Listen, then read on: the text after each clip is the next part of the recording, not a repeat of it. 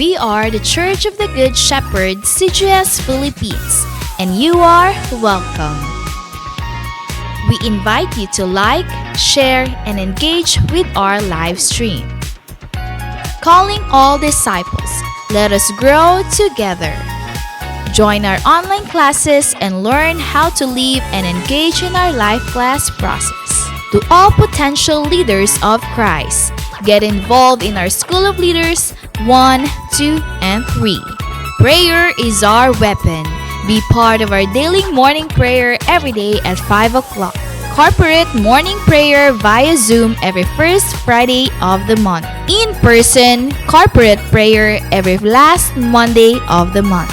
Leaders of this generation, engage in our leaders meeting with our senior pastor, Pastor Rami Hinares Jr., every Tuesday at 7 p.m.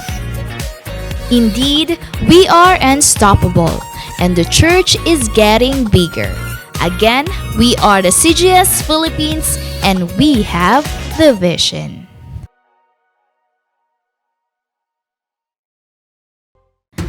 The Church of the Good Shepherd, CGS Philippines, is a vision-driven church committed to manifest and apply the G12 core values. I am a true disciple. Christ-likeness and multiplying ministry. Caught by the vision. Understand, live, and transmit the vision.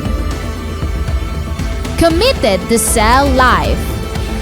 Evangelism, leadership development, and multiplication. Passionate spiritually. Devotional life, prayer and fasting, and holiness. Submission to authority. Love, honor, and respect my leaders. Commitment to time. Manage and invest my time for the kingdom. Lifelong relationship. Accountability and responsibility.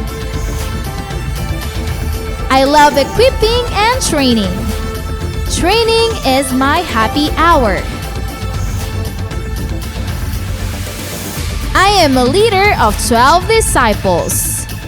I am born to multiply. Accomplishing church goal setting. I support, help, and fulfill the goals. I want to see my church grow. Pray, work, and invest. The importance of young people. I will prepare the next generation.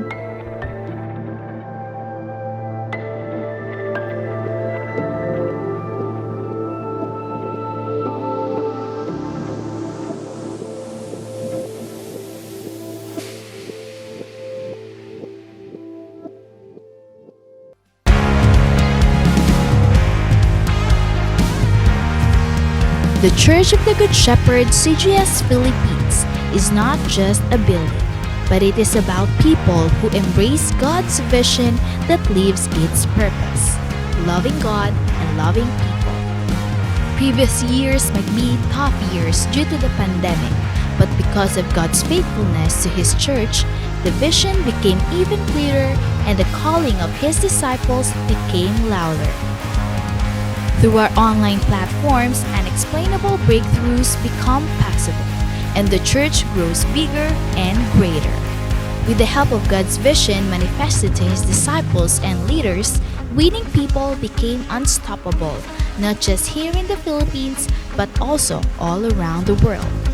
Disciples, leaders, and pastors in different churches became one in spirit to continue to rise up and expand the territory of God's kingdom.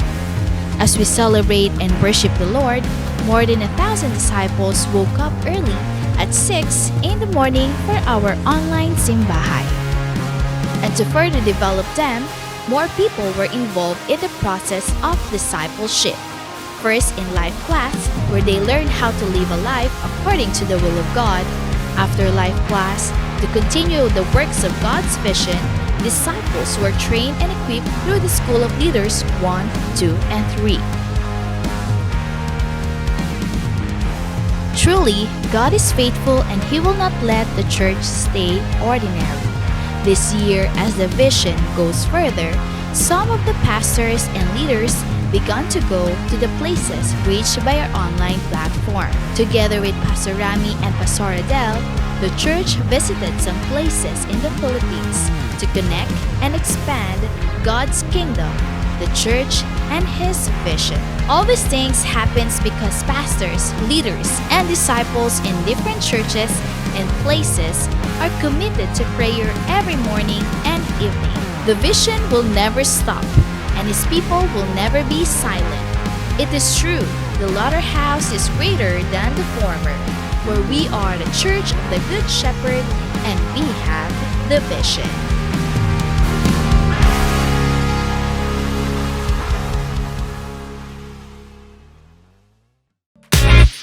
We are the Church of the Good Shepherd, CGS Philippines, and you are welcome.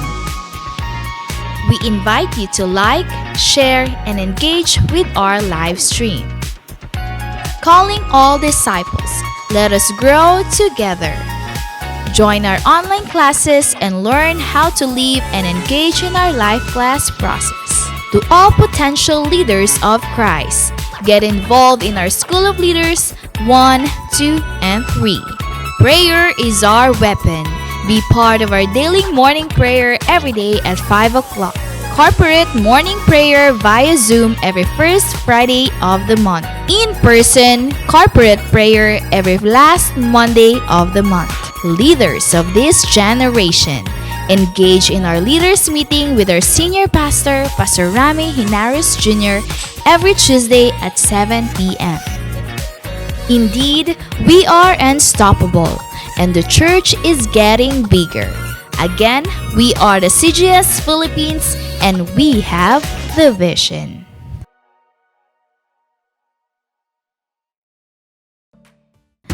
The Church of the Good Shepherd, CGS Philippines, is a vision-driven church committed to manifest and apply the G12 core values. I am a true disciple.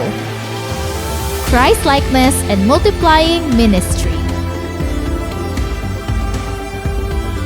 Caught by the vision. Understand, live, and transmit the vision. Committed to sell life. Evangelism, leadership development, and multiplication. Passionate spiritually. Devotional life, prayer and fasting, and holiness. Submission to authority. Love, honor, and respect my leaders. Commitment to time. Manage and invest my time for the kingdom. Lifelong relationship. Accountability and responsibility. I love equipping and training. Training is my happy hour. I am a leader of 12 disciples. I am born to multiply. Accomplishing church goal setting. I support, help, and fulfill the goals. I want to see my church grow. Pray, work, and invest. The importance of young people. I will prepare the next generation.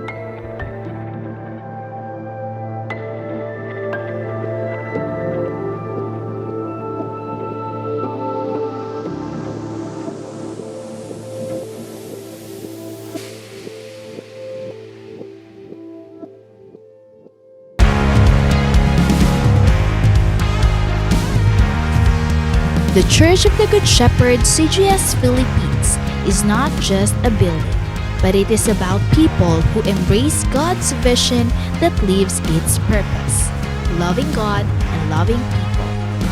Previous years might be tough years due to the pandemic, but because of God's faithfulness to His church, the vision became even clearer and the calling of His disciples became louder. Through our online platforms, unexplainable breakthroughs become possible, and the church grows bigger and greater. With the help of God's vision manifested to His disciples and leaders, winning people became unstoppable, not just here in the Philippines, but also all around the world. Disciples, leaders, and pastors in different churches became one in spirit to continue to rise up and expand the territory of God's kingdom.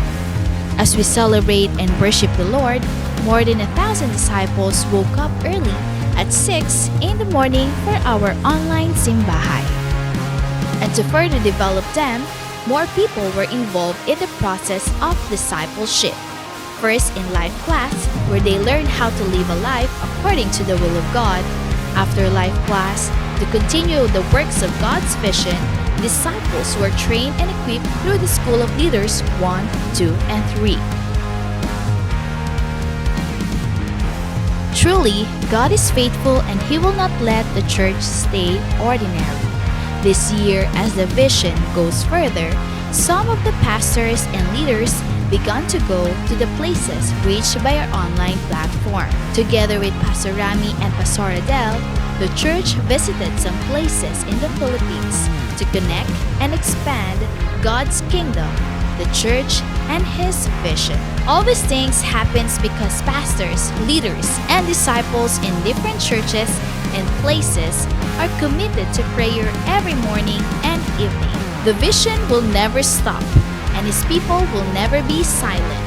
It is true, the latter house is greater than the former, for we are the church of the Good Shepherd, and we have the vision.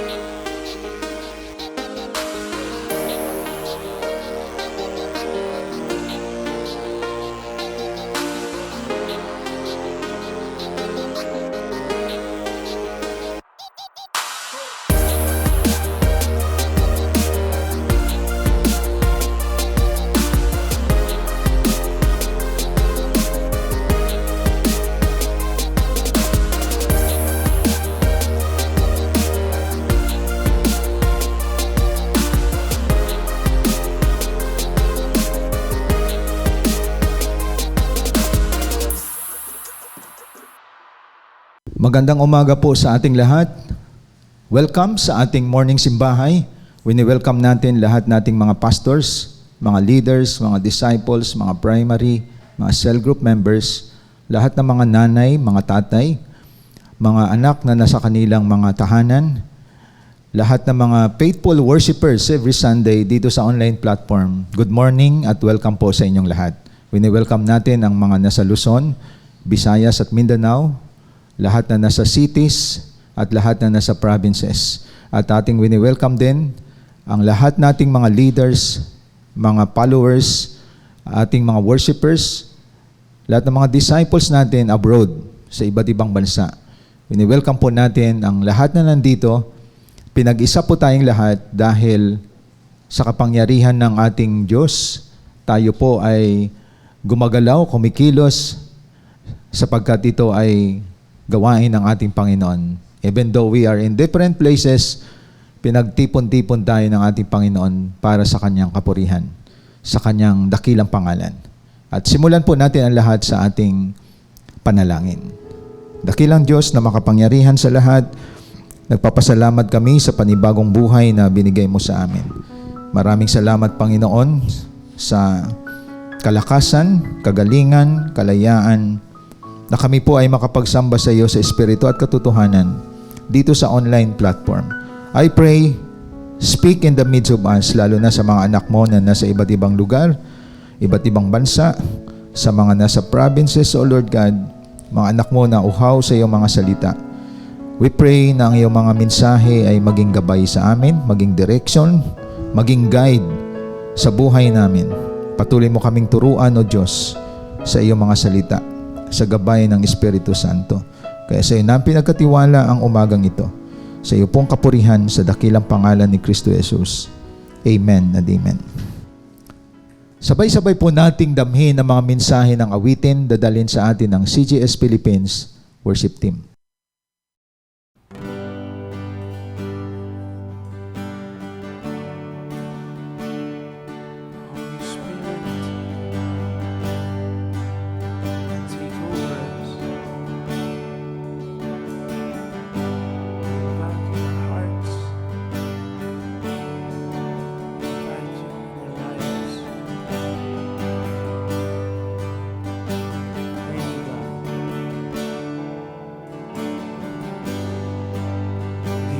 Atmosphere is changing now, for the Spirit of the Lord is here. The evidence is all around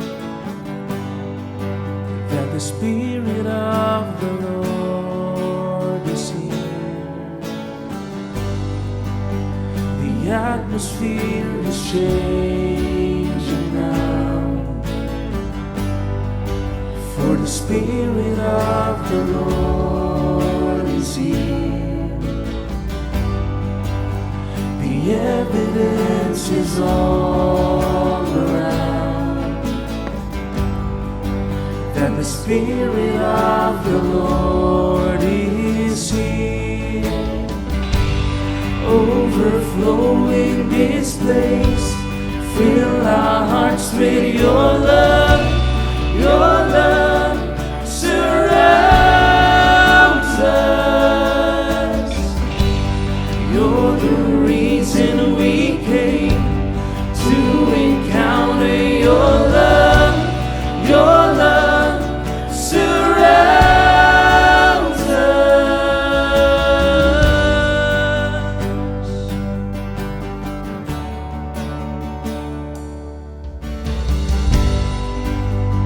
The atmosphere is changing now,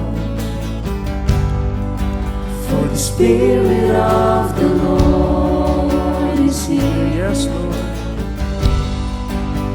The evidence is all around that the Spirit of the Lord is here.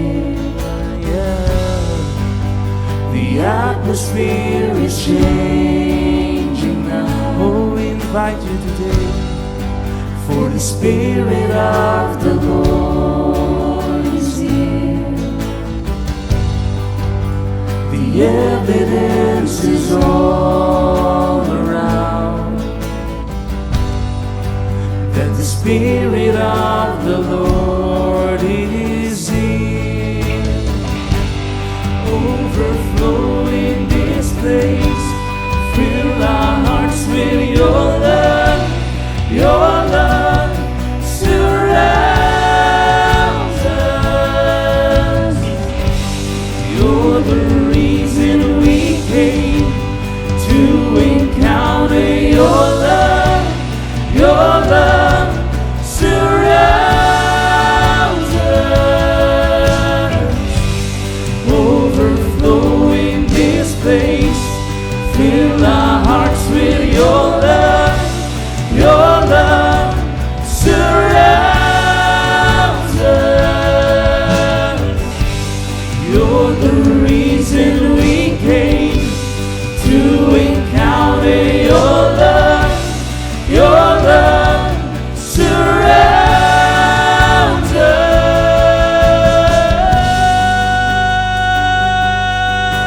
us.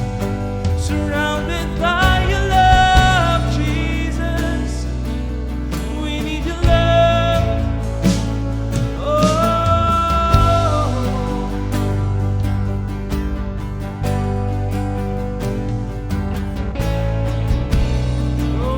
we need your presence. Let's declare. Spirit of God, fall fresh on us. We need your presence.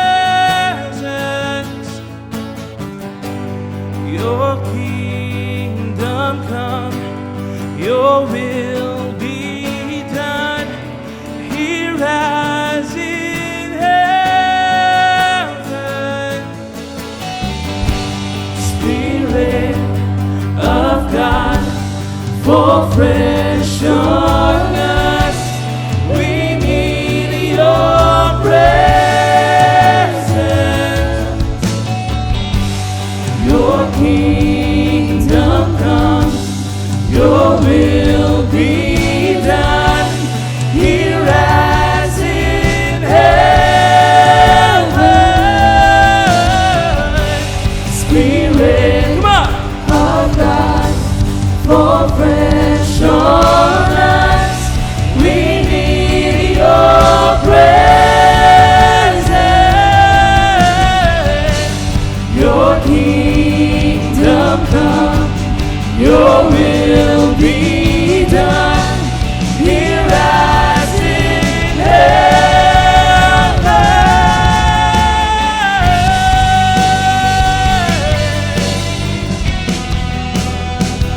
Oh, we invite you today, oh God. Let your presence fall in this place.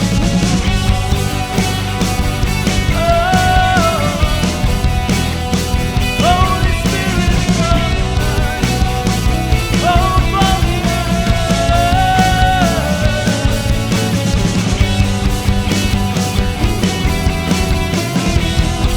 Thank you, Jesus.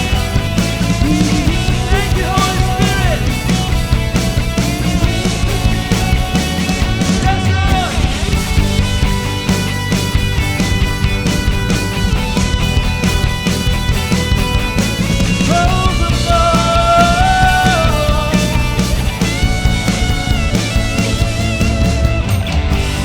Overflow in this place. Fill our hearts with your love. Your love surrounds us. You're the reason we came to encounter your love. Your love surrounds us. Overflow in this place. Overflow in this place. Fill our hearts with your love.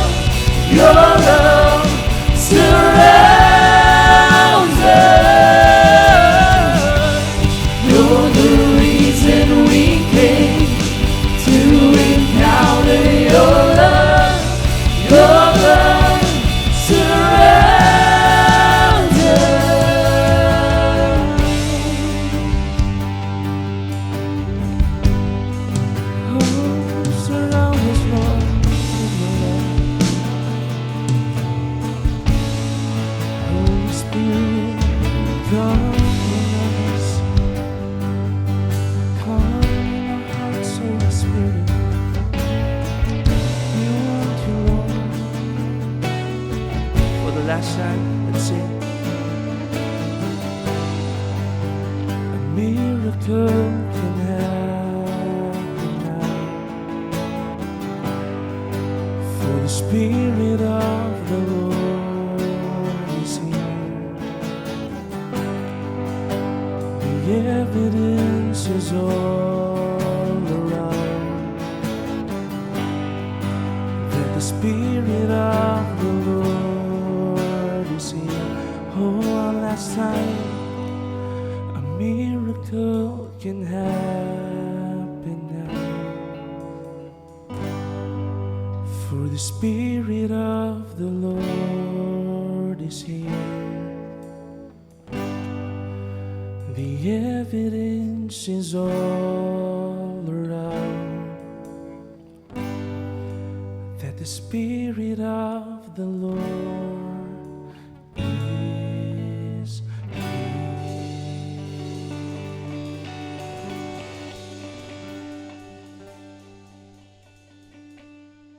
Maraming salamat sa ating narinig na mga awitin sa ating pagsamba sa ating Panginoon. Thank you sa ating CGS Philippines worship team.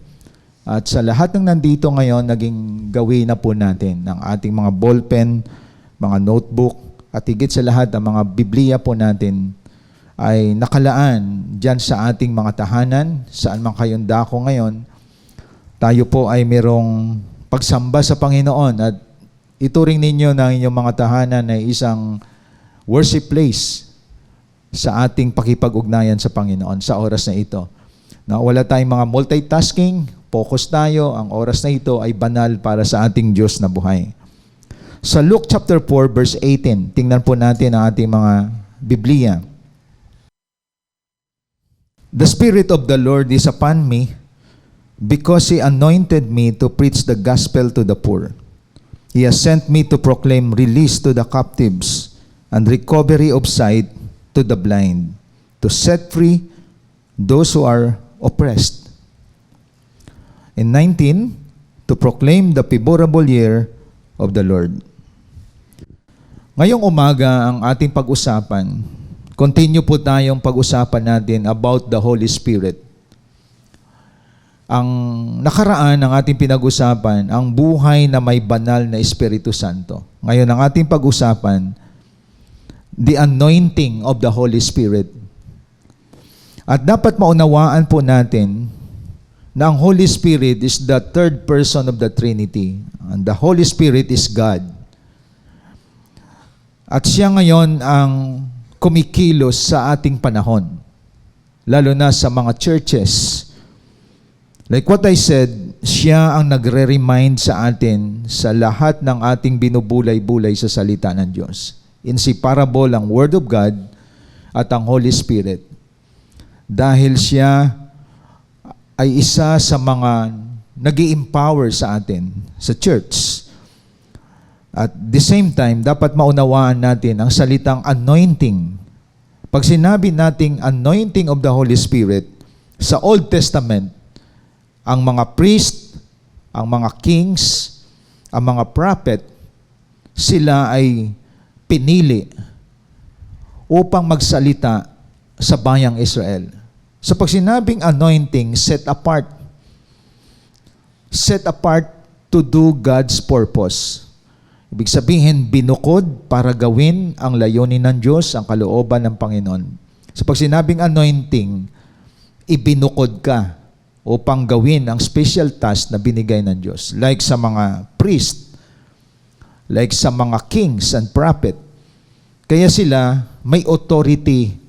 Sila ay merong tinatawag na power to speak sa mga layunin ng Panginoon. Na wala silang takot, walang pangamba. Kung ano ang sinasabi ng Diyos, sila ang spokesman of God. That's in the Old Testament. Pagdating sa New Testament, si Jesus Christ nagbukas ng isang aklat at sinabi niya, "The Spirit of the Lord is upon me because He anointed me." So dito nang galing ang salitang anointing. Si Jesus Christ, nung nandito siya sa lupa, He was anointed by the Spirit of God. dahil nagkatawang tao siya. So makikita natin ngayon na malinaw na ang isang anointed preach the gospel to the poor, proclaim release to the captives and recovery of sight to the blind, to set free those who are oppressed. Ibig sabihin, ginawa ito ni Jesus Christ. Nangaral siya ng mabuting balita. At the same time, sabi nga niya dito, nagpapahayag siya ng kalayaan sa lahat ng alipin ng kasalanan. Binubuksan niya ang mata ng mga bulag sa katotohanan. Nagpapalaya siya sa mga oppressed. So mapapansin natin, si Jesus as anointed person, ang kanyang objective, mabuksan ang mga tao sa mabuting balita. Mapalaya ang mga alipin ng kadiliman. At the same time, gumaling ang mga sakit, magkaroon ng recovery ang mga bulag sa katotohanan. Now ngayon, ang isa sa dapat nating malaman, paano tayo magkaroon ng anointing of the Holy Spirit? Ang tao na may anointing ng Holy Spirit, meron siyang Christ-like character. That is why, ang pinaka-basic, tayo dati mga bulag, tayo dati alipin, tayo ligaw ng landas, may nagbahagi sa atin ng mabuting balita. At nang nabuksan ka, nakalaya ka sa iyong kasalanan, at ngayon nasa liwanag ka na, nagbabahagi ka ng gospel. Nagbubukas ka ng mga kaisipang nabulagan. Ibig sabihin, mga naligaw ay dinala mo sa tamang landas. Bakit nangyari sa iyo yon? Kasi ikaw yung pinangaralan tungkol kay Kristo at si Kristo tinanggap mo as your Lord and personal Savior. That is why you have Christ-like character. At ngayon, kabilang ka rin sa nagpapatuloy sa sinabi ni Jesus Christ sa Luke 4:18. Ibig sabihin, pag nangangaral ka ng salita ng Diyos, pag isa ka sa mga tao na nagpapalaya mula sa kanilang kasalanan, taglay mo yung anointing na meron si Jesus Christ. So a person with Jesus Christ who live a Christ-like character ay anointed. So ang anointing, mga kapatid, tandaan po natin, kumbaga sa Tagalog, binukod ka, may pahid ka ng Espiritu Santo, hindi ka nahihiya na ikaw ay magpahayag ng katotohanan ng salita ng Diyos. So ibig sabihin, hindi lang isa yan, hindi lang dalawa, kundi lahat ng may Jesus Christ ay taglay ang anointing ng Holy Spirit kapag ginagampanan natin ang mag-preach ng gospel to the poor, na tayo po ay isa sa ginagamit ng Panginoon para lumaya ang mga tao sa kanilang pagiging alipin sa mali nilang pangunawa. Yung mga wrong mindset nagkakaroon ng right mindset. That is why, dito nating maunawaan, pag sinabing anointing of the Holy Spirit, may special task kang ginagawa. At ito ay hindi lang ikaw mag-isa. So ang anointing, hindi lang sa pastor, hindi lang sa mga bishop. Ang anointing, hindi lang sa isang tao. Sa time natin ngayon, gumagalaw ito sa church. At ang church, ito yung mga binago ang buhay. That is why, the anointing of the Holy Spirit, number one, unites us to work for the growth of the church. Ibig sabihin, kung kaisa ka na gumagalaw, kumikilos sa paglago ng church, isa ka sa may pahid ng Espiritu Santo. Isa ka sa kinasihan ng banal na Espiritu Santo. So, hindi siya pang personal. Hindi siya para sabihin na ikaw ang may galing, may husay. Ang anointing of the Holy Spirit sa time natin ngayon, nagwo-work corporately. Corporately. Pag sinabi corporately, ang mga kawan na sumusunod sa shepherd. Kaya pansinin natin, sabi nga, unites us to work for the growth of the church. Saan makikita ito? Ephesians chapter 4. Para maunawaan po natin, tingnan natin ang Ephesians chapter 4, verses 4 to 6. There is one body and one Spirit, just as also you were called in one hope of your calling, one Lord, one faith, one baptism, one God and Father of all, who is over all, and through all, and in all. So pag sinabing anointing of the Holy Spirit, kasama kasakawan, corporately, gumagalaw tayo. No? So that is what we call one Spirit, one body, one Spirit, isang katawan ni Kristo, at isang Espiritu ang gumagalaw sa atin, mga kapatid. We have one Lord, one faith, one vision. So we work as one. Okay? So, para maunawaan po natin, ganito yan. The testimony of CGS Philippines. Bakit lumawak at lumaki ito? Dahil we have one vision, at nung nakot tayo ng vision, winning souls and making disciple, we work as one. Ibig sabihin, lumaki, lumawak ng CGS Philippines, it's because of the Holy Spirit.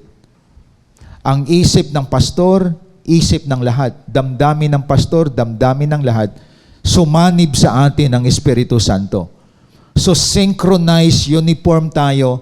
Every day, we read our Bible. Every day, we pray. 5 o'clock. At the same time, every week, may kanya-kanyang cell group. At the same time, uniform ang galawan. May mga cell group ng Monday, ng Tuesday, ng Wednesday, ng Friday, Saturday. Ibig sabihin, galawan yan ng iisang espiritu. At the same time, ang bawat tribes nagwi-win souls. Ibig sabihin, kung anong direksyon sa vision, sama-samang lahat. Bakit? Pinag-isa tayo ng Espiritu Santo. That is what we call anointing of the Holy Spirit. It unites us to work for the growth of the church. Because there is only one body and one Spirit. Kaya ano mangyayari sa church kapag united po tayo? Anong sabi sa, that is same chapter and verse. Ephesians 4, verse 16. From whom the whole body being fitted and held together by what every joint supplies according to the proper working of each individual part, causes the growth of the body for the building up of itself in love. So tingnan nyo dito mga kapatid. Dahil isang katawan tayo, we work, sabi dito, proper working of its individual part causes the growth of the body. So ibig sabihin, isang katawan, isang iglesia, may galaw ng Espiritu Santo, at ang aim natin for the growth of the church.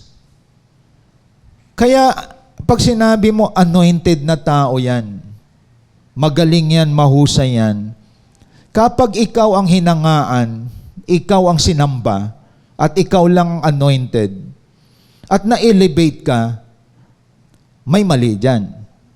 Ang anointing binibigay sa time natin ngayon para lumago ang church. Hindi para maging bida ka, hindi para sambahin ka, hindi para ikaw ang makita. So the purpose of anointing, each individual na may Jesus Christ work corporately for the growth of the church.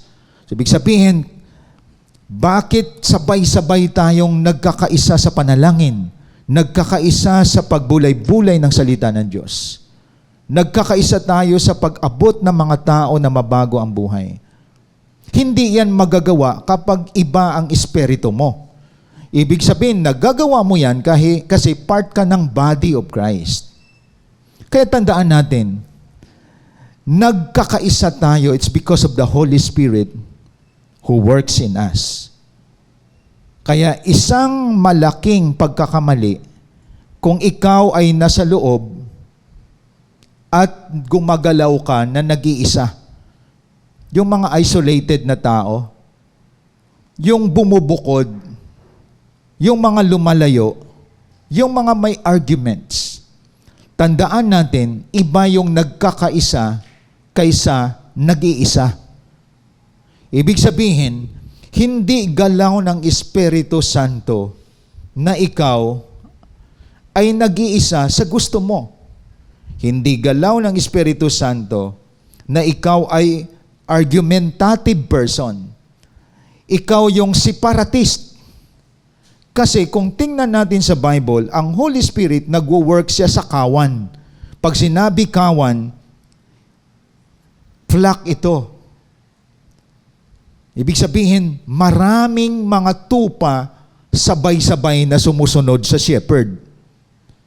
Kaya kung tingnan natin literally ang shepherd, may makikita siya naghihiwalay na tupa, literally, kinakawit niya yon. Kasi, pag sinabing tupa kasama sa kawan, iisa ang kinakain. Tandaan natin yon. Pag tayo ay kabilang sa kawan, iisa ang kinakain natin. Ang pagkain natin, salita ng Diyos. Iisa ang sinusunod natin, ang ating good shepherd, si Jesus Christ.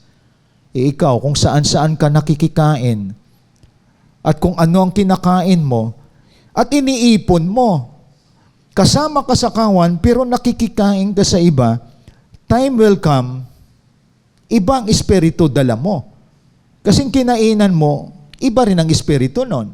So makikita natin, kapag belong ka sa kawan, ginagabayan ka ng Espiritu Santo, kasama ka sa kawan, hindi ka humihiwalay.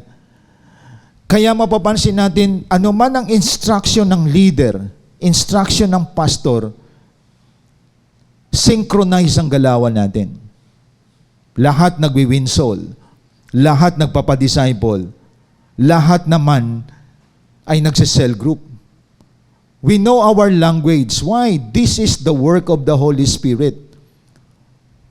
Ibig sabihin, hindi ka nakikikain kung saan-saan. Ang focus mo, ang mensahe ng salita ng Diyos, dala ng aming leader, dala ng aming pastor, dala ng aming namumuno na may pangitain. Ibig sabihin, nasa iyo ang submission, nasa iyo yung humility, kaya mapapansin mo, naging healthy ka individually and corporately, malusog ang lahat. Napansin ko nga, no, may mga pet kayo. Iba ang pet na inaalagaan sa bahay. Iba ang pet na kung saan ikaw ang may control. Nakikita mo healthy. Pero tingnan ninyo yung mga asong gala, pinabayaan ng may-ari, may galis. Ginagalis, nagkakaroon ng mga at mabaho. Kasi kinakalkal ang mga sirang pagkain sa kalye. Ganon ang larawan ng isang Kristiyano na kung saan-saan kumakain. Walang nag-aalaga, walang church, at gusto mapag-isa. Mabaho ang ugali, galis ang ugali, at masasakitin ng espiritual. Kasi ayaw magpaalaga. Iba na inaalagaan ka, ang maling isip mo naging tama. At ang kinakain mo, spiritual nutrients, dahil inaalaw mo ang sarili mo na magpasubmit sa church, sa leader, sa pastor. Kaya ikaw yung disciple na healthy. Hindi ka masasakitin. Ang ibig ko sabihin, hindi ka matitisurin, hindi ka matampuhin, at lahat ay healthy. Same food ang kinakain, Word of God. Ikaw, nakikinig ka pa sa mga toxic na tao, mga maling tao. Sasanib sa iyo, espiritu na mareklamo, espiritu na gusto makipagdebate, espiritu na puno ng excuses, ang daming espiritu na mali na pumapasok sa isang tao. Unlike kapag you submit, at the same time, you obey your leader, at the same time, you are in the flock, nasa kawan ka, hindi ka bumubukod. Nagwo-work ang Holy Spirit, tandaan natin, sa kawan, hindi sa nag-iisa lang. Kaya ang anointing, hindi ito para pasikatin ka. Hindi para ma-elevate ka. Ang anointing ng Holy Spirit para lumago ang church. Hindi sa pang-personal, kundi for the common good, sa ikabubuti ng lahat. Kaya tandaan natin, marami ang mali ang pananaw sa anointing. Na parang siya lang ang anointing. Di ba? Magaling magsalita, mahusay magsalita, nagpapagaling ng mga may sakit. Hindi yon. Ang anointing, everyone na may Kristo na matuwid na namumuhay, nagsama-sama, at ikaw, hindi ka man pastor, hindi ka man bishop, yung under ng cell group mo may problem, na bago ang buhay, na restore, gumaling yung may sakit. Even though you are a cell leader, a common person, you don't need to call your pastor or sino mang mga bishop dahil ang anointing wala sa title. Ang anointing nagsasubmit sa Diyos at sa kanyang mga salita. At the same time, makikita mo ang health ng church, naging healthy ang church kasi pareho ang espiritu natin. Walang espiritu na rebelde, ang espiritu na marebelde, humihiwalayan. Ang espiritu na rebellious spirit, ano yan? Isolated person yan. Gusto niya maiba. Kasi ang espiritu na sa kanya, hindi espiritu ng Diyos. Kaya tandaan natin, very clear si Jesus Christ. The Spirit of the Lord is now upon me to preach the gospel to the poor. To set free those who are oppressed. At yun, pag nagawa mo yun, na may mga nasa dilim, nakalaya mula sa kanilang mga maling gawain, isa ka sa nakikipag-isa para lumago ang church. Mga kapatid, kaya dapat maunawaan natin, ang anointing of the Holy Spirit unites us to work for the growth of the church. So kung cause ka ng division ng church, cause ka ng conflict ng church, naghiwa-hiwalay ang mga members dahil chismosa ka, mapanira ka, that is the work of the evil spirit. You are anointed by the evil spirit. Tandaan natin yung mga kapatid. Kasi pag anointed po tayo, bumubuo ka. At nangyayari sa iyo yan dahil part ka ng church sa paglago ng church. Ang pastor hindi nagpapalago ng church. Ang Holy Spirit ang nagpapalago ng church at sumasanib yan sa bawat isa na mapagpakumbaba at sumusunod. At parihong lahat ang galawan po natin. So always think of that, mga kapatid. Ibig sabihin, hindi yan for individual lang. Nagwo-work siya corporately sa buhay ng bawat isa. So we are united do yung sinasabing unity in diversity.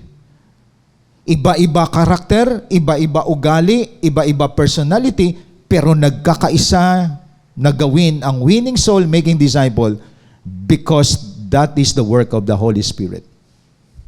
Second, ang anointing of the Holy Spirit empowers us to be witnesses of Christ. Kaya dapat maunawaan po natin yon. Ibig sabihin, ang anointing of the Holy Spirit, nilagyan tayo ng kapangyarihan upang maging testigo kay Kristo. So pag sinabing witnesses, simplified natin, witness ka, testigo ka, ikaw ang magpapatutuo na may nangyari sa buhay mong pagbabago.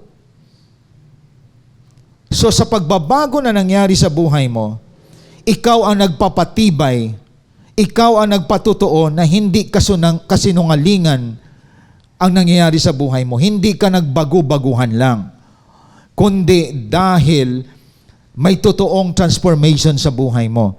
So empowers us to be witnesses of Christ. Kaya nga sa buhay mo pa lang marami na ang nabago ang buhay. Kaya tandaan natin mga kapatid, palagi nyo naririnig yan. Minsan may mga, may mga illustration.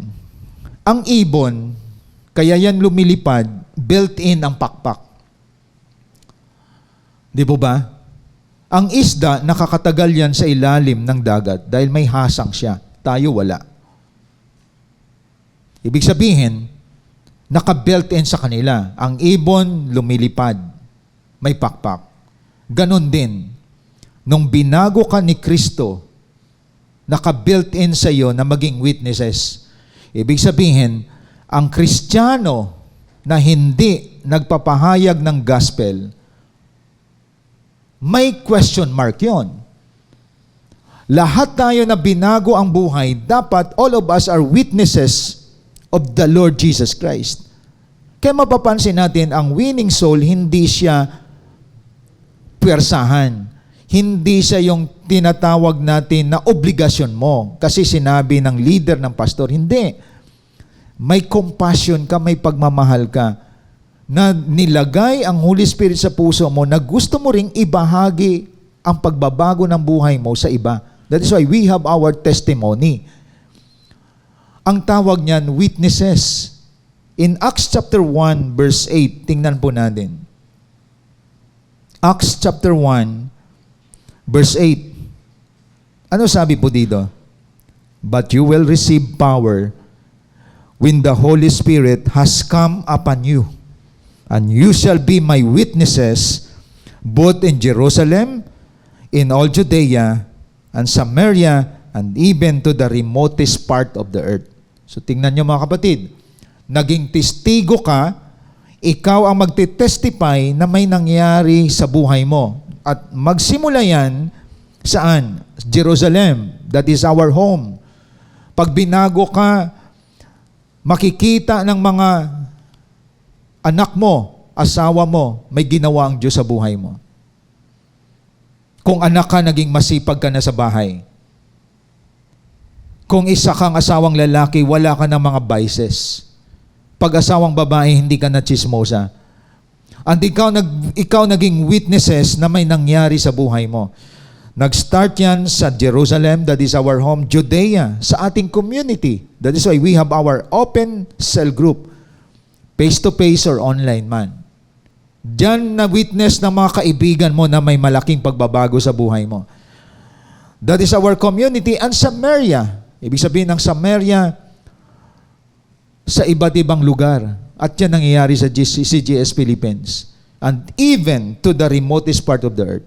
Napapansin ko ang CGS Philippines, tinatapon tayo sa mga sulok na lugar na mga nabubuksan sa salita ng Diyos. At yun ang ating binibisita. Ibig sabihin, sa time natin ngayon, nag-work ang Holy Spirit. So pag sinabing witnesses, in-empower tayo para ipatutuo natin si Jesus Christ.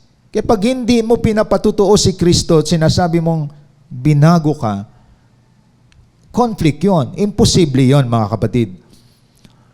Kasi ang isang binago, hindi siya papayag na walang mabago. Okay? Pag binago ka, ikaw mismo ang testigo na may nangyari sa buhay mo. At si Kristo mismo ay nagkaroon ng miracle working power sa buhay mo. May transformation ka. Kaya ang taong may transformation, may change life, nakapagpabago siya ng buhay. Kasi you cannot give what you don't have. Example lang, ang sirang buhay, naninira ng buhay. Tandaan natin yon. Pansinin ninyo, ang nagsusugal, nagyayaya ng magsusugal. Ang chismosa, nagyayaya ng chismis sa mga kaibigan. Ang lasinggero, nagyayaya ng inuman. Ibig sabihin, ang masama kasama ang masama. Ngunit ang binago ang buhay, yun sinabi sa Luke 4:18. No? Ano sinabi kanina doon? Palayain ang mga bulag makakita. So ikaw, na ang buhay mo binago, yung mga naligaw ng landas, dinadala mo sa liwanag. Na mabuksan sila sa katotohanan ng salita ng Diyos. Kaya ang binago ang buhay, nagbabago ng buhay. Ang sira ang buhay, hindi niya pwedeng sirain ang binago na ang buhay. Kaya, birds with the same feeder flock together. Kapag mapanira ka, lahat ng barkada mo, mga sira din. Pag binago ka, lahat ng companion mo, puro kayo binago din. At kung ikaw ay binago, hinalo ka sa mga wicked people, hindi ka ma-impluensyahan, bagkos ikaw ang nag-impluensya sa kanila. Ang masaklap, sinasabi na iba Kristiyano sila, Sinasabi na iba, disciple sila, pero nahatak pa siya ng maling tao, maling kaibigan. Hindi totoong binago yan. Sinasabi ko, kapag si Kristo nasa iyo na, mas powerful si Kristo kaysa mga demonyo. So may mga kaibigan ka na may mga evil spirit, rebellious spirit, may mga kaibigan ka na mga argumentative spirit. Pag nandyan ka, nababago sila. Hindi yung ikaw pang nahatak. Aba, pag nahatak ka pa sa mali, mahina si Kristo na dala mo. Kaya like what I said, makapangyarihan ng Diyos na nasa atin. Ang mga taong bulag sa katotohanan, alipin sa mga mali, mga taong ligaw ang landas, pag nandyan ka, nailalapit mo sila kay Kristo. Because you are the witnesses based sa Acts 1:8. Mahina kang disciple o Kristiyano, nahatak ka ng kaibigan mo dahil may kakayahan, may mayaman, ikaw pa na-impluensyahan. Pag uwi mo ng bahay, pasuray-suray ka na, talo ka doon. Hindi ka dati marunong magsugal, ngayon mas masahol ka pa kaysa dati. Ibig sabihin, nasa katinuan ng buhay mo, magulo na ngayon. Hindi totoo yung binago at hindi yun anointed ng Holy Spirit. Ang anointed ng Holy Spirit, lahat ng nasa dilim, kapag dumating ka, nagkakaroon ng liwanag. Naakay mo pamilya mo, nailapit mo sa Panginoon ang mga kaibigan mo. Ikaw ang may good influence. Anong nangyari? Bad influence, naakay ka pa. Hindi ka dati nagda-drugs, ngayon nagda-drugs ka na. Ibig sabihin, hindi ka totoong nagmanifest sa buhay mo ang Panginoong Diyos. Kasi ako naniniwala, kapag may Kristo ang buhay mo, makapangyarihan ang nasa atin kaysa sa sanlibutan. So tandaan natin yon. Powerful ang Diyos na nasa iyo. Bakit natuto ka sa mga mali? Bakit nag-compromise ka sa mga maling tao? Hindi totoo ang taglay mo sa iyong puso.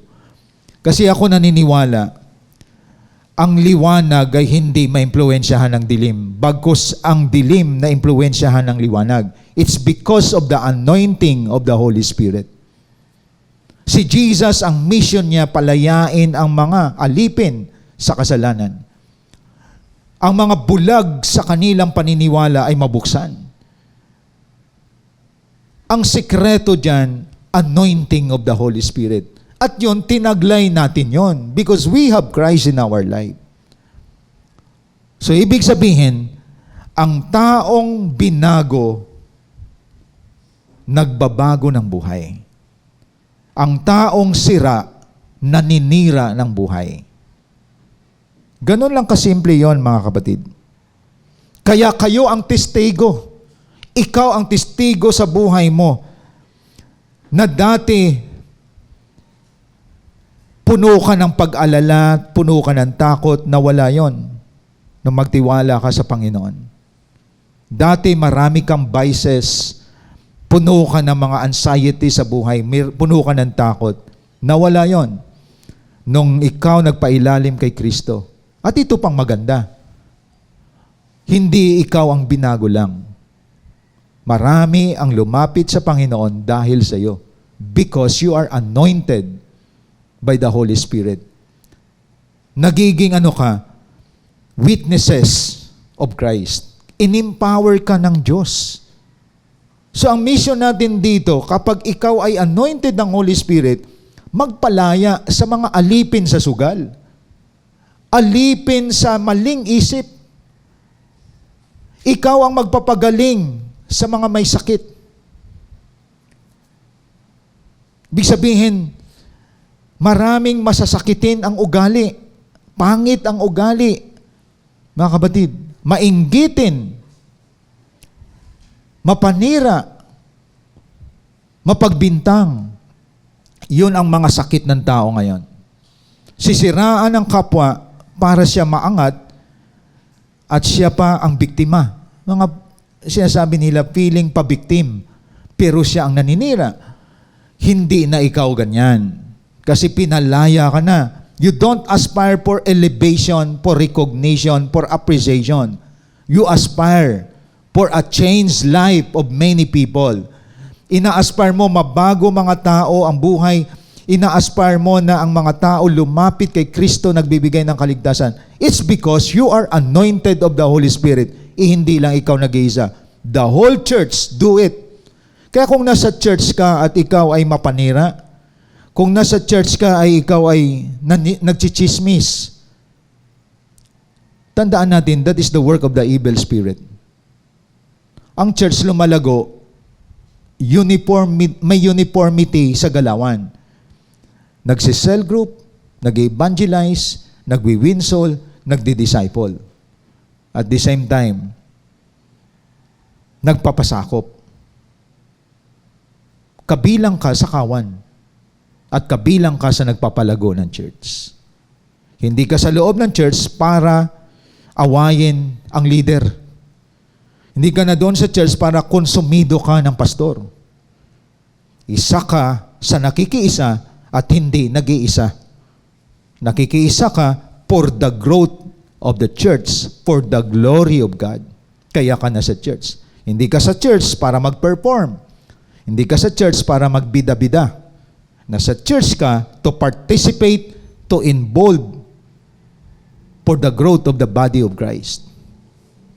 Ibig sabihin, ang anointed na tao empowers or empowered by the Holy Spirit to be a witnesses of Jesus Christ. Kaya hindi ka natatakot i-reject, pagtawanan dahil you have the Holy Spirit. Kaya ang hindi nagpapatutuo ng buhay niya, kalahati lang yon, 50% lang siya na Kristiyano. Yung natatakot, nahihiya, matuklasan na siya ay born again, natatakot na kantyawan, wala pang Holy Spirit yan.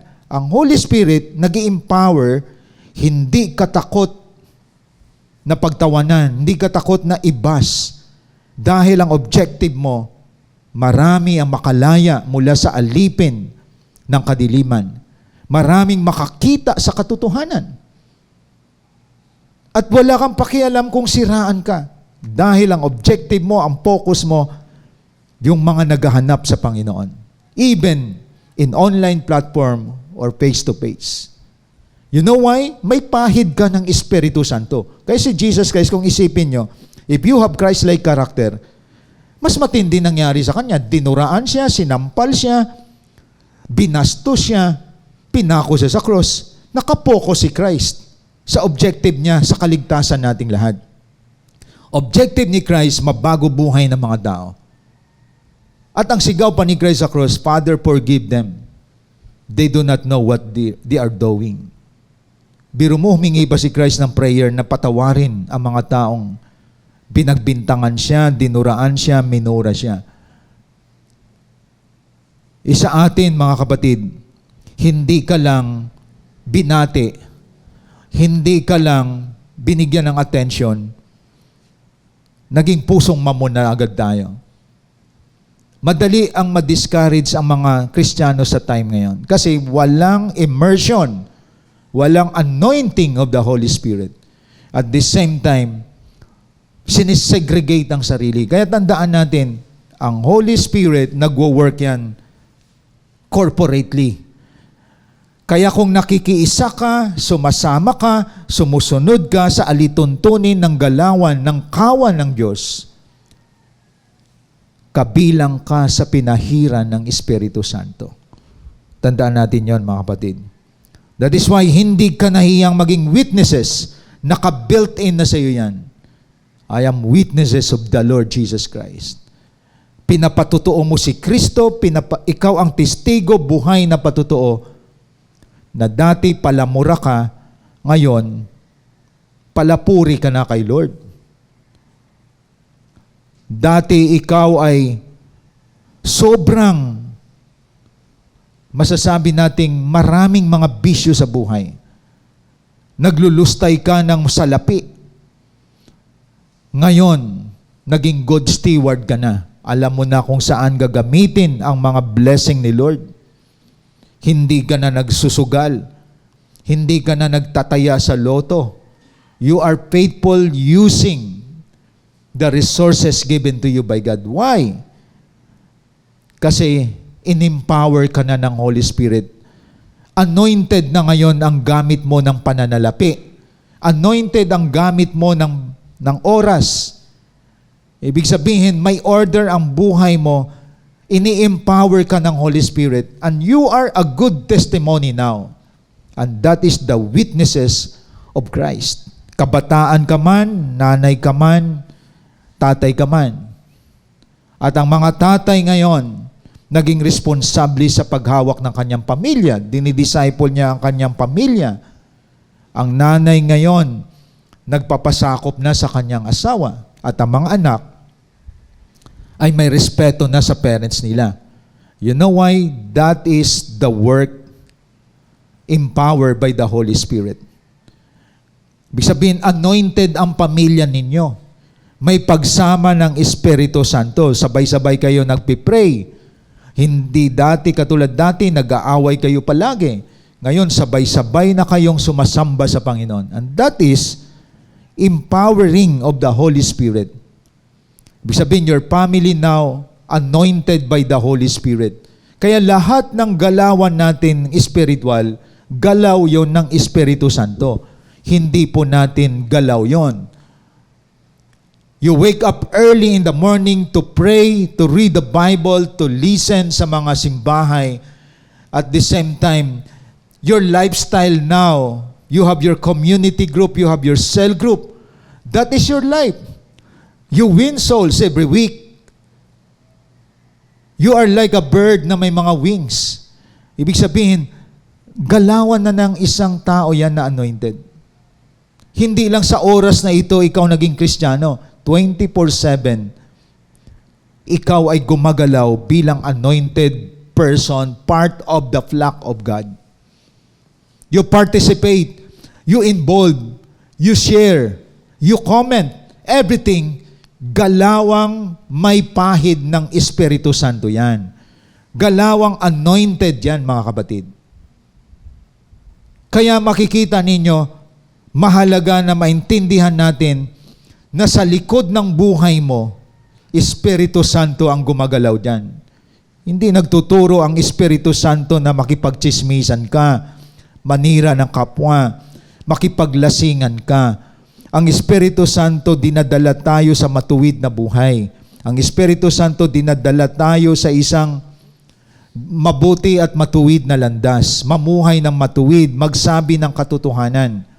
Ang Espiritu Santo nagdadala sa atin upang marami ang mabago ang buhay. Tinuturuan ka para dalhin ng mga tao. Kaya nga may pag-aaral tayo, may evangelism tayo. Everything we do here is the work of the Holy Spirit. And if you obey, you are one of the person na anointed ng Holy Spirit. The third, tandaan natin to. Kapag may anointing of the Holy Spirit po tayo, nagmamanifest sa buhay natin. That is number 3. Manifest the impossible become possible. Ibig sabihin, nakikita yung imposible, pwedeng maging posible. Kaya sabi sa Zechariah chapter 4 verse 6, not by might, nor by power, but my spirit. Ibig sabihin, gumagalaw tayo hindi sa galing natin, sa husay natin. It is the work of the Holy Spirit. So may ibibigay ako sa inyong illustration para maintindihan ninyo na kapag anointed ka ng Holy Spirit, nagmamanifest na ang imposible become possible. At ito kasama natin ngayon sa church, part siya ng primary. Ang testimony ng kanyang wife ay ganito. Ang wife niya ang Christian at siya mismo isa sa mga drug dependent. Ibig sabihin, nagda-drug siya. Ang testimony niya, ang wife niya, pinagpipray siya every night. Nililehan siya ng kanyang wife every night. At alam ng wife niya na may bisyo siya. Nagtitake siya ng illegal drugs. Ang wife niya masipag na nagsiserve. Ang wife niya masipag na naglilingkod sa Panginoon. At namalayan na lamang ng misis niya, may mga disciple na binisita ang husband niya, dinala sa gawain. Hindi pa nangyari ang change. Gradual yon. Hanggang mamalayan niya, ang asawa niya ngayon ay naglilingkod na sa Panginoon. One of our primary.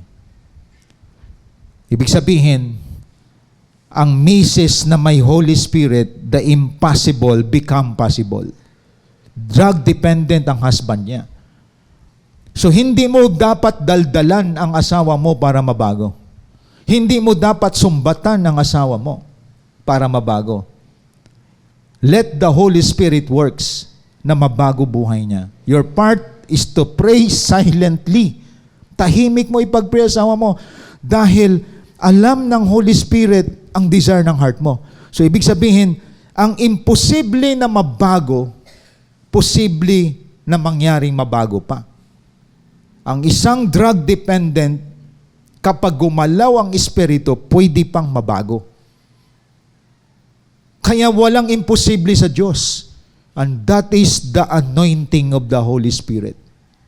Nakita niyo mga kapatid? May isa naman akong example sa inyo. Contrast. Ang husband, masipag pumunta sa church, nakikinig, nagpapamentor, nag-aaral. Nagsiselos ang wife dahil ang oras ng husband niya palagi sa church. Ang misis hindi nagpapadisciple. At palaging, abang nag-aaral, ang husband palaging tinitext. Pag ang husband ay nasa cell group, tinitext. At mamalayang kuminsan, ba't nagmamadali ng umuwi? Ang husband pilit na magbago buhay. Ang husband dati manginginom, ngayon hindi na. Pero ang persecutor niya, yung babae. Mabarkada ngayon, matinong lalaki ng barkada. Persecutor niya ang kanyang wife. Alam niyo ba kung ano nangyari? Ngayon, ang husband niya, manginginom na din.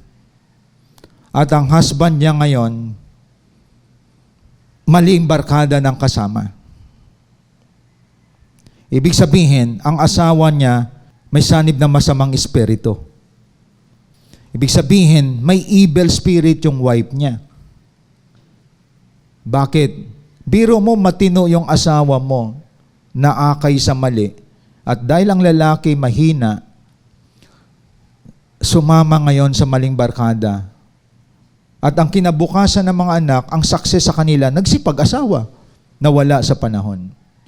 Nakita niyo mga kapatid, ang persecutor minsan sa pamilya, hindi lalaki, babae din. Mas gusto pa ng babae, naglalasing ang asawa niya. Mas gusto pa ng babae, ang asawa niya nasa maling barkada. At pumayapa daw sila, pero hindi nila alam, galaw yun ng evil spirit. At walang kapayapaan nun. Dahil ang lalaki mahina, hindi niya pinanindigan ang tama. Hindi niya naakay ang asawa niya, siya ang inakay ngayon, pabalik sa kadiliman. Nakita niyo mga kapatid? Kaya kapag half-hearted ka kay Lord, pwede kang hatakin. Biro mo saan ka nakakita? Kababaeng tao, gusto mo pang makita ang mister mo na lasinggero kaysa sumasama sa cell group. Gusto mo pang makita ang asawa mo na sa mga maling barkada kaysa tamang barkada. Kaya walang legacy na maiwan sa pamilya. Wala sa panahon ang mga anak nagsipag-asawa na walang Diyos din ng mga buhay. So dito nyo makikita mga kapatid, napakahalaga ang galaw ng Espiritu Santo. Kaya dapat pag lumapit tayo sa Panginoon, umasa tayo na dapat tayo ang may hatak, hindi tayo hinahatak, even sa family natin. Bihira kang makakita ng ganyan. Ang iba natutuwa ang mister nila naglilingkod sa Lord. Pero may mga misis pala gusto nila, asawa nila naglalasing kaysa naglilingkod sa Panginoon. Why? May ibang sanib ng espiritu sa buhay ng wife.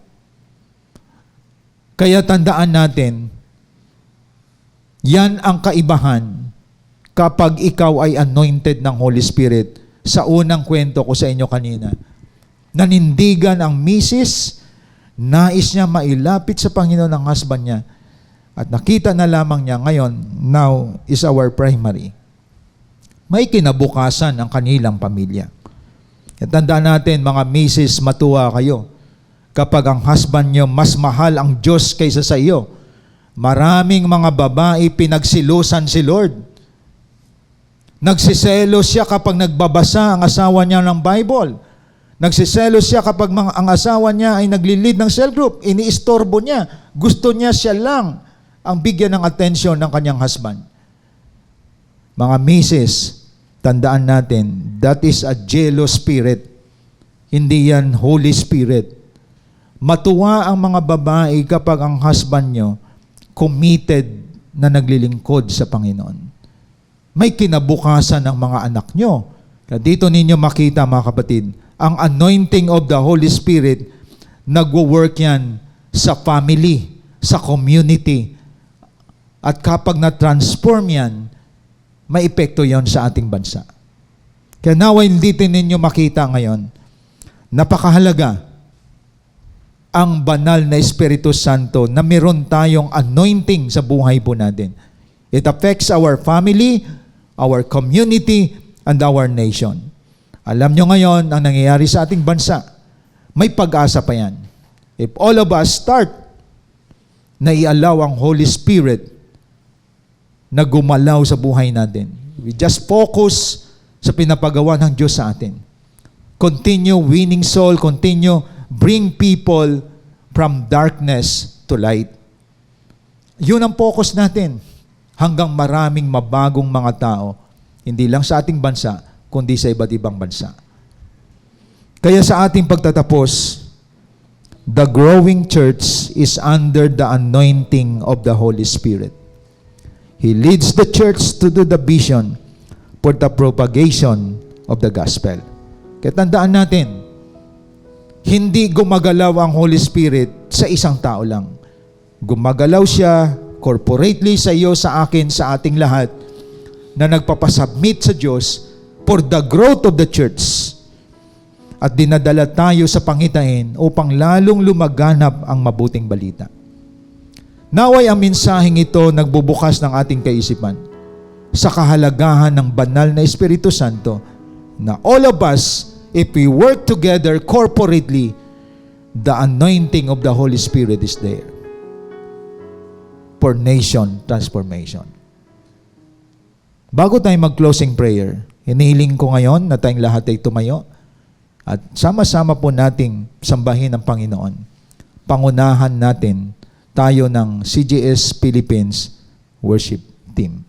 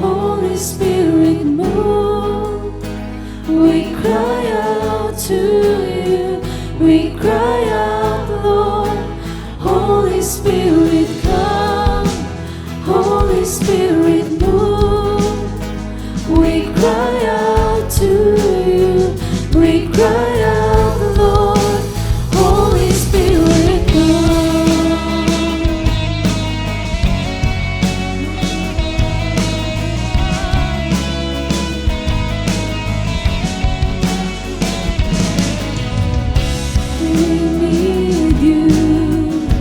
We love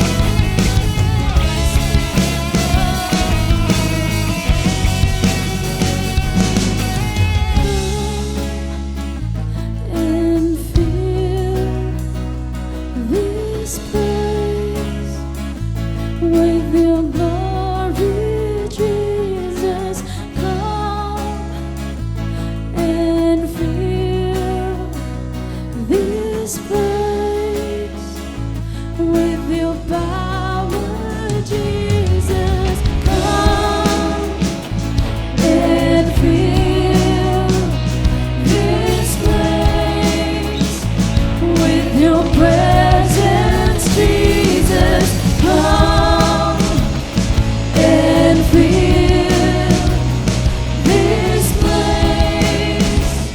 Pour it out, Lord Jesus, come and fill this place with your glory, Jesus, come and fill this place with your power, Jesus, come and fill this place with your presence, Jesus, come and fill this place. Pour it out, Lord Jesus.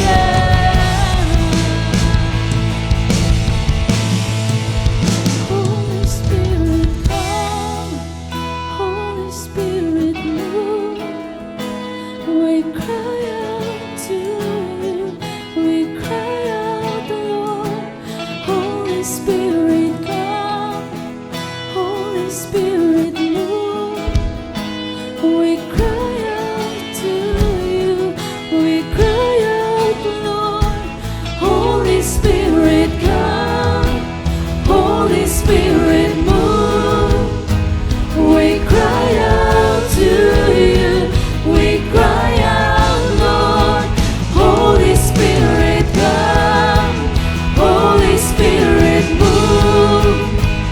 We cry out to you. We cry out, Lord. Come and fill this place with your glory, Jesus, come and fill this place with your power, Jesus, come and fill this place with your presence, Jesus, come and fill this place. Pour it out, Lord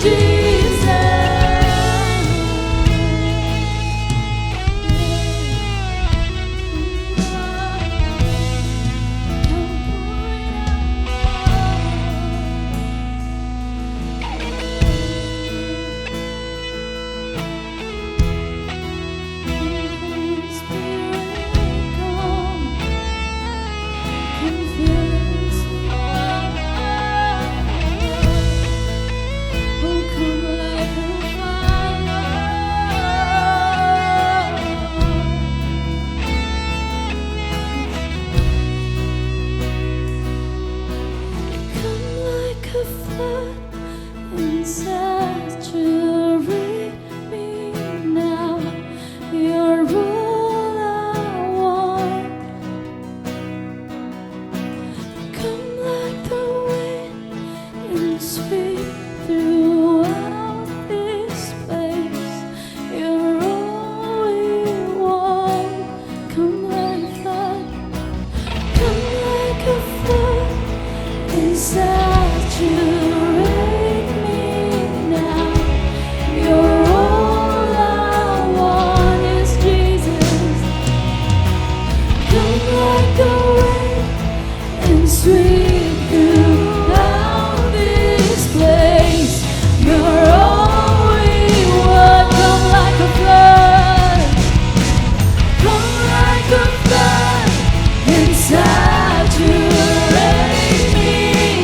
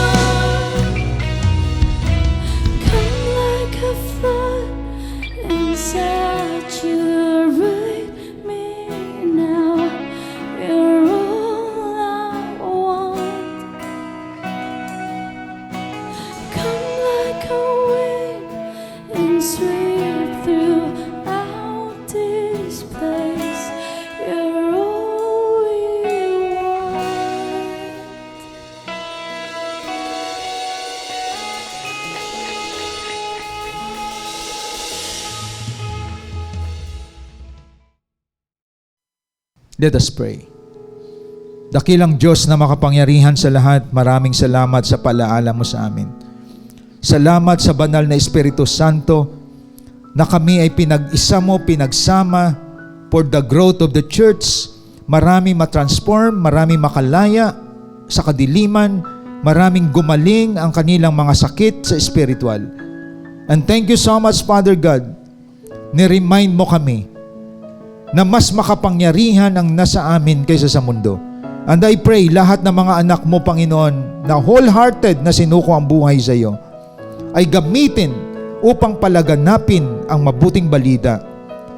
Hindi sila maimpluwensyahan ng mundo, sila mag-iimpluwensya, Panginoon, ng mga tao na naligaw ng landas at dalhin sa iyong paanan. Pagpalain mo ang lahat ng kasama namin ngayon sa pagsamba.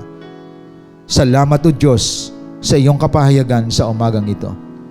Itong aking panalangin sa dakilang pangalan ng Diyos Ama, Diyos Anak na si Kristo Jesus at Diyos Espiritu Santo. Amen and amen. Thank you and God bless po sa ating lahat.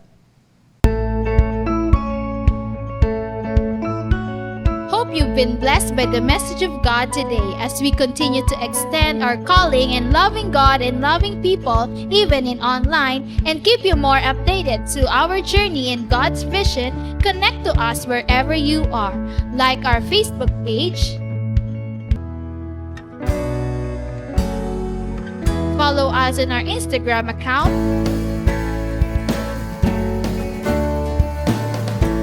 and subscribe to our YouTube channel. Be a blessing and always be updated.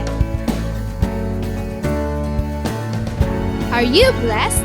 Now it's time for you to become a blessing online by sending stars to support our local church and take part in our LOT project. And be a cheerful giver through sending your tithes and offering to our GCash account.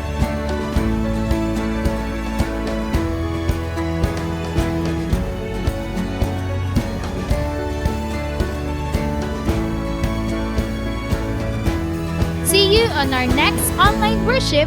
Thank you and God bless.